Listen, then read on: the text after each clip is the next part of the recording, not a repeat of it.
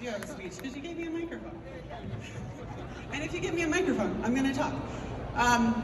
First of all, thank you for this. But yeah, instead of shouting out the people that I need to thank, I decided I should tell you about my 9th grade grandma because I thought that would be more interesting. My 9th grade grandma is Susanna Martin, and if you've heard that name before, it's because she was one of the 14 women accused of being a Salem witch. And I only discovered this recently because I was like looking through genealogy that my elders had created, and there's this excerpt about who she was as a person, and it describes her as being above average intelligence and moral courage, fearless, outspoken, and far from being a hypocrite. And as soon as I heard that, I was like, that sounds exactly like my grandma, who started our company with my grandpa, because that woman was fearless and had plenty of opinions.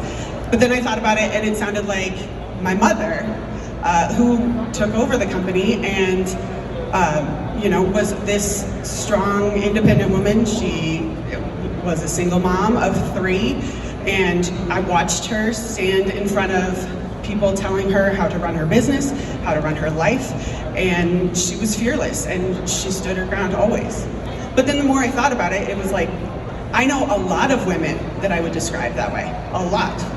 And the idea of the Salem witch trials and trying to quiet women who were just trying to be who they were, or trying to have opportunities that men were already having, and then instead of like supporting that, they just shut them down and took away their lives, really like resonated with me, because I think a lot of us would probably be in a similar boat if we were back in that time.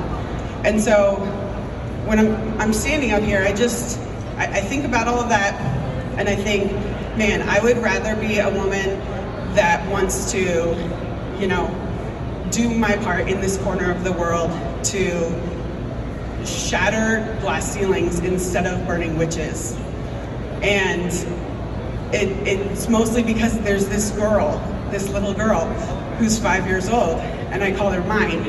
And she is above average intelligence and moral courage, and she is so outspoken and wildly fearless, and I really think that she can take over the world. So, for the people that are still listening, I have 3 tasks that I want to charge you with. The first one is to pay women. Women already are, carrying on the majority of unpaid labor in the homes and at schools and on teams and charities and everything. So pay them what they're worth. Pay them, promote them when there's an opportunity to promote them. Pay them the same that you're paying their male counterparts.